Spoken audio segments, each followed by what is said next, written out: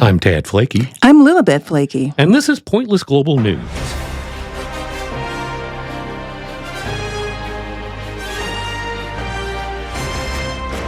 On today's show, a mom orders a unicorn for her daughter's birthday, and then the laughs begin when it shows up. Next, at another child's party, a bear shows up uninvited and hungry. Then a man dressed as a bear commits insurance fraud. Finally, a kangaroo was on the loose in Alabama. Now the details. A mom out to prove what a good parent she is, Marjorie Phillips spent $1,000 hiring a unicorn for her daughter Megan's third birthday party. But the divorced trend analyst almost had a fit when the magical beast arrived, and it turned out to be a donkey with a dildo strapped to its head. Marjorie, who lives in a 3-bedroom house in England, raged, "I got the unicorn from a Facebook ad. Obviously, I wasn't expecting a real unicorn, but I thought it would be something like a horse with maybe an elephant's tusk nailed to its head." And then this chap came slouching around the corner, leading a donkey, and I could see it had something on its head, and then it struck me. It was a dildo. All the children were waiting for the unicorn, and I had to hurry them all inside. Have you ever tried herding 20 excited 3-year-olds? I took a photo as evidence and then sent the man who brought the donkey to my house on his way. The party was ruined, of course. Several mothers said it was very damaging for Megan and her mom to promise something and then not deliver on it. Something about her having trust issues when she's older. The next day, she said, I went to Facebook Trading Standards to complain, and the staff there seemed to think that there was something amusing about a donkey with a dildo on its head. Well, I think it's pretty funny. Marjorie added, Megan's father and that airhead that he's shacked up with thinks it's hilarious, but everything is ruined. Everything. I'd hoped to share pictures of Megan riding her magical unicorn on social media so everyone could see how much I spent on her birthday. But all my plans are in tatters. I couldn't picture my daughter on a donkey with a plastic phallus. I'd be crucified on social media. Marjorie is now seeking compensation through her local small claims court. And now here's Lilibet with another animal story. A 180-pound young bear fell through the skylight into the living room of a suburban Juneau, Alaska home on Wednesday during a baby's first birthday party and proceeded to eat the cupcakes.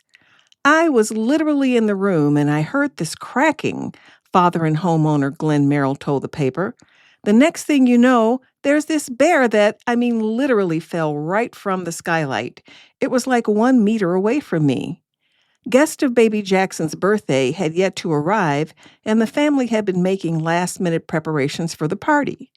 According to the paper, the grandparents took the baby upstairs, while Merrill went into the next room and watched the young bear recover from the fall. To their astonishment, the bear calmly ambled to the food spread to eat the lemon, blueberry, and peanut butter cupcakes. Merrill opened the back door and shooed the bear outside. When the bear kept returning, the family called 911 and sprayed mace at it, at which time it walked into the woods. Half an hour later, a bear suspected to be the same animal walked inside another occupied house and was shot and killed by the Juneau Police Department. Continuing on the bear news beat. Oh, good. I love bear stories. I know you love bears because I always tell you you are a bear. That's right. And your family members are doing things that they should not be doing. I can't control them. What can I say? I know. 4 Southern Californians were arrested and charged with insurance fraud after claiming that their vehicles had been trashed by a bear. The bear reportedly damaged a 2010 Rolls-Royce Ghost on January 8th this year as it was parked at Lake Arrowhead in the San Bernardino Mountains just northeast of Los Angeles, according to the California Department of Insurance.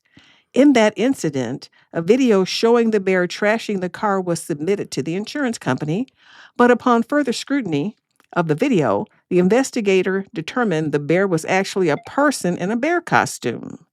It happened twice more, too, to a 2015 Mercedes G63 AMG and to a 2022 Mercedes E350, both which featured video evidence of a bear attacking both cars, which turned out to be a person in a bear suit.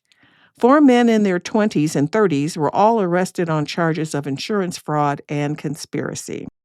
Finally, a runaway kangaroo named Sheila shut down a stretch of interstate in Alabama on Tuesday before state troopers and the animal's owner wrangled the wayward marsupial.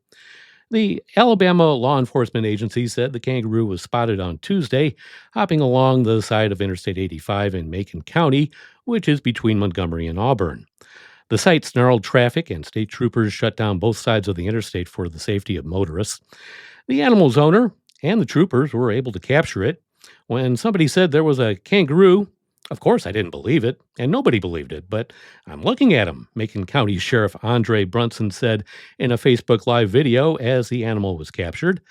The owner used a dart to tranquilize the animal. Brunson's video showed the drugged kangaroo being carried to the vehicle to be returned home. We see a little bit of everything here, the sheriff said. The animal's owner, Patrick Starr, told the Associated Press that she escaped from her enclosure. She's back home safe. She's up. She's not sedated anymore. She's eating. She's drinking. She's not injured, Starr said. The kangaroo was treated by the Auburn University College of Veterinary Medicine. The family runs a pumpkin patch and petting zoo, but surprisingly, Sheila is just a personal pet. She's a sweet pet. I'm glad she's back home, and I'm glad everybody slowed down a little bit, he said. Austin Price, who took the video of the animal hopping down the interstate, said he had to briefly question if he was seeing things. I hear my grandmother yell, "Is that a kangaroo?" He assumed that it was probably a deer until he looked and said, "Yeah, that's a kangaroo." Speaking of deers, this story reminds me of the time a big buck was recorded in front of our yard, in front of our house on the doorbell camera. You remember that? I do, and not just once. A couple of times we've caught deer on our doorbell cam, and I'm always wondering, what are you doing here? And this one in particular was a big boy. I mean, he had a full set of antlers. It was very impressive. It was. Well, that's going to be a wrap for another Pointless Global News. Be sure to follow us wherever you get your podcasts.